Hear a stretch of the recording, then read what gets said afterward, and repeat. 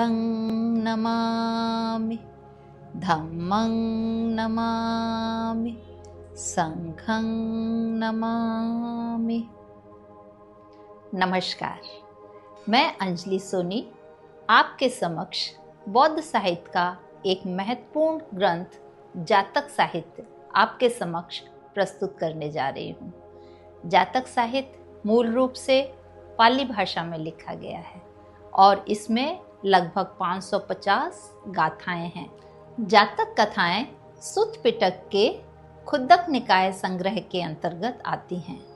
जातक कथाओं में भगवान बुद्ध के पूर्व जन्मों से संबंधित गाथाएं लिखी गई हैं। ये गाथाएं मानवीय गुणों, सत्य, त्याग, करुणा, मैत्री आदि से संबंधित हैं। आज की हमारी कहानी इन्हीं मानवीय गुणों पर आधारित सैरिव जातक कथा के रूप में संग्रहित है। तो आइए सुनते हैं आज की जातक कथा, सैरिव वाणिज्य जातक। बहुत समय पहले की बात है। सैरिव देश में दो व्यापारी रहते थे। एक का नाम था सैरिव, जो बहुत ही लोभी और लालची था, जबकि दूसरा था सुबोध, जो उतना ही ईमानदार और सौम्य। वे दोनों नीलवाहिनी नामक नदी पार करके अंधपुर शहर की गलियों में अपना सामान बेचते थे। उस शहर में एक निर्धन श्रेष्ठी परिवार भी रहता था, जिनके परिवार के समस्त सदस्य तथा उनका धन अब नष्ट हो चुका था। अब मात्र एक कन्या अपनी दादी के साथ उस घर में रहती थी। वे दोनों ही दूसरों की मजदूरी करके अपनी जीविका चलाती थीं। उनके घर में पहले महासेठ द्वारा प्रयुक्त किए जाने वाले पात्रों में एक स्वर्ण थाली भी थी, जो चिरकाल तक उपयोग में न लाए जाने के कारण धूल धूसरित हो चुकी थी। इस कारण वे दोनों भी यह नहीं जानती थीं कि यह थाली स्वर्ण की है। एक दिन लोभी वैश्य फेरी लगाता हुआ उनके घर के सामने से निकला। हीरे मोती लो, हीरे मोती लो। इस तरीके की आवाज़ सुनकर लड़की ने अपनी दादी से कहा, अम्मा, मुझे एक गहना ले दो। दादी ने कहा, हम तो इतने दरिद्र हैं बेटा, हम क्या देकर गहना ले पाएंगे। लड़की ने कहा, हमारे पास ये पुरानी थाली पड़ी है, ये हमारे किसी काम की भी नहीं है, हम इसी को दे देंगे। वृद्ध महिला ने अपनी पोती की इच्छा को देखते हुए व्यापारी को बुलाया और थाली देते हुए कहा, इसके बदले में मेरी पोती को कुछ दे दो।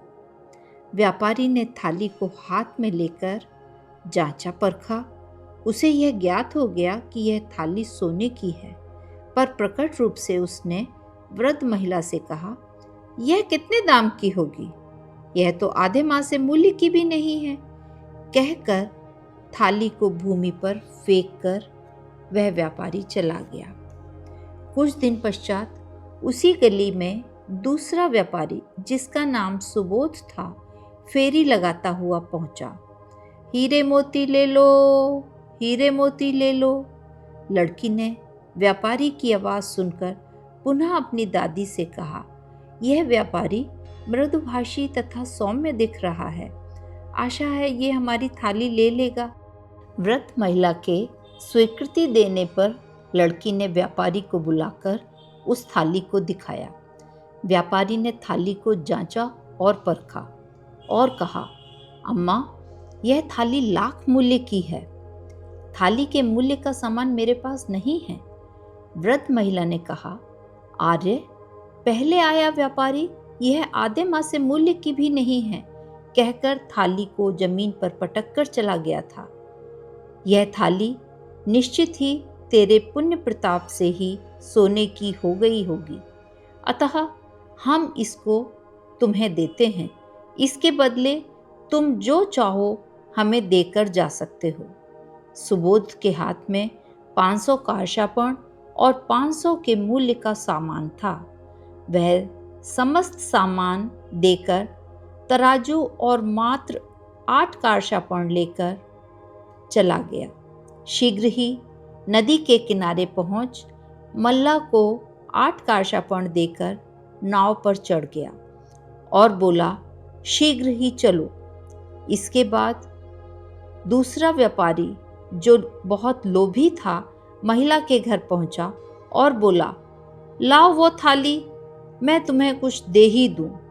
लड़की ने क्रोधित होते हुए कहा, तू हमारी लाख मूल्य की थाली को आधे मासे मूल्य की भी नहीं बताता था। एक धर्मात्मा व्यापारी हमें 1000 कार्षापण देकर उस थाली को ले गया। यह सुन व्यापारी के मन में यह विचार आया कि मैंने लाख मूल्य की स्वर्ण थाली गंवा दी। अब उस व्यापारी ने मेरी बड़ी हानि की, सोचकर अत्यंत ही शोकग्रस्त हुआ। स्वयं के चित्त को स्थिर न रख पाने के कारण वह संज्ञाहीन सा हो गया। अपने हाथ के समस्त कार्षापण और सामान को वृद्धा के दरवाजे पर बिखेर दिया। जो कुछ पहने ओढ़े था वह भी उतार दिया और सुबोध का पीछा करता हुआ नदी के किनारे जा पहुंचा। परंतु तब तक नौका जा चुकी थी। यह देखकर उसे अत्यंत शोक हुआ। उसका हृदय संतप्त हो गया, मुंह से खून निकल पड़ा।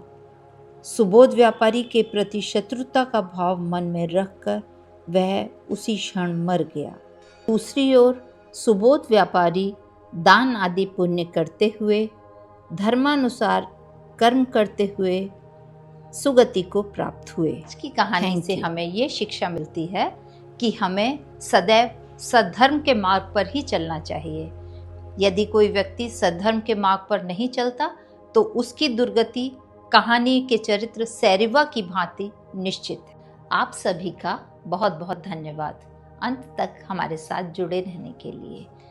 हम शीघ्र ही इसी प्रकार की और भी कहानियाँ अपने चैनल पर लेकर आएंगे। आशा है आपको वो पसंद आएंगी।